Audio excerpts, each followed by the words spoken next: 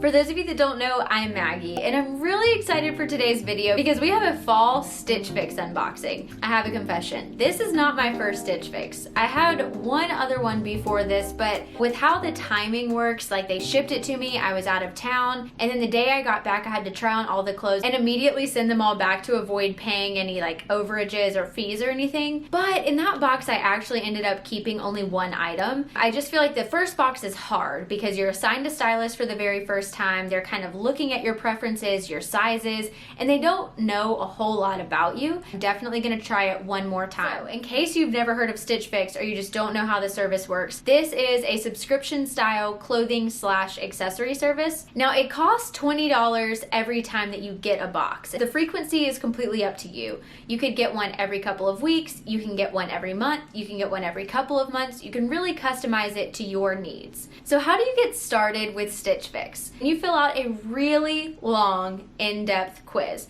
It asks your size, your style, do you need petite sizing? Are you interested in receiving shoes? What price point do you want to pay for every individual item in the box? So they really try to get your preferences up front. Then they start curating your future boxes based on that quiz. Another cool thing how they kind of gauge what you might be interested in is that you have little style quizzes that you can go online daily and take. So they'll flash up pictures of clothes and you'll say if you like it or if you don't like it. And that's pretty much how they start to say, okay, I really think she'll like this top. She probably wouldn't like anything like this. So they think of creative ways to gauge what you might like so that hopefully your boxes are a hit for you. This box was definitely a little bit better. I'm actually wearing one of the items right now just because it felt very fall-like, and even though it's like 90 degrees outside, it doesn't matter. I was going for it. For me, I was looking for very specific pieces. In fact, I even asked my stylist, like, I want some type of flowy dress to wear for an engagement shoot. I've been in the market for a trench coat for a long time, and I really need some black high-waisted jeans. Well, none of those things came in this box, so I don't know how much like weight your comments actually have for your stylist, but it's all based on the inventory that they have available. And every time that you get a box, it comes with a card that shows you the 5 different items that you've received and then different ways to style them. This tells you exactly what to pair it with that you may already have in your closet, or maybe even a few items that you may want to pick up that could be versatile. So they sent me 5 different items.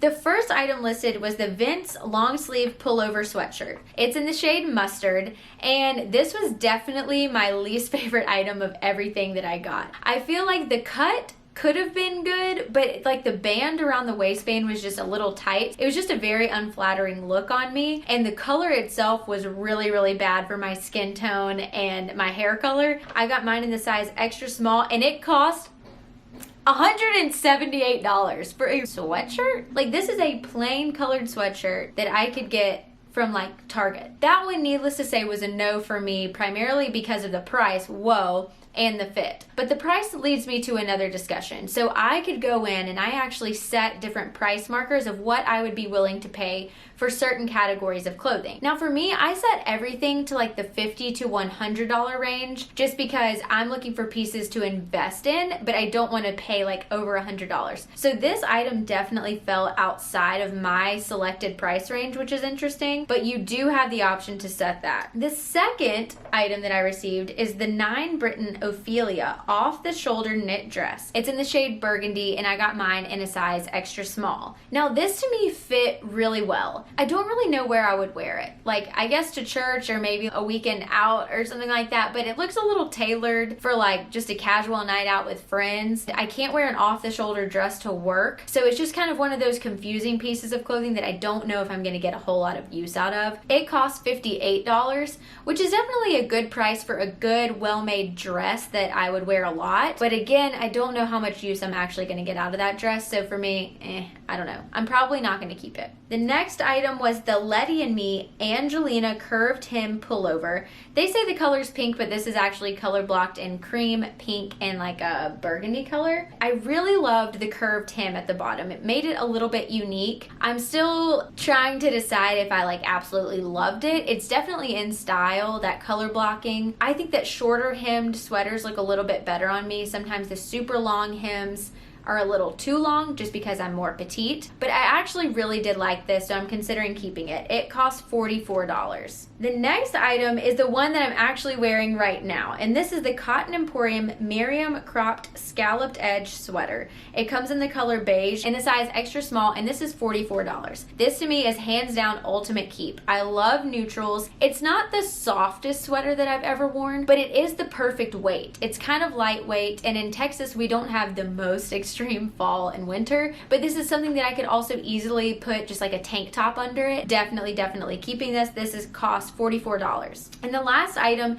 is another one that I think I'm definitely keeping, and it comes from one of my absolute favorite brands, Madewell. And this is the Madewell Betty Contrast Collared Textured Knit Shirt. It's in the color peach, but it's really multicolored, and it's in a size extra small. This I just think is like a fun way to wear brighter colors in like the fall months, but it can also be kind of a transition piece. You can wear it in the spring too. It's a little bit thick, so I don't know if I would wear it in the heat of the summer. This retails for $49.50 and is another definite keep. I loved the length of it. I thought the fit was very flattering. I thought that the like contrasted collar was something different that I definitely don't already have in my closet. And again, it's from a brand where I trust their quality because I own a lot of Madewell clothes already. Now they do try to incentivize you to keep all of the items, because if you keep all 5, you actually get 25% off of your entire box, which in this case, my whole box totals $373 because of that absurd sweatshirt. The discount would give me a $93 discount, so I'd basically be getting 2 items for free, and then the order subtotal would be $280. But then remember, you had to pay a $20 styling fee,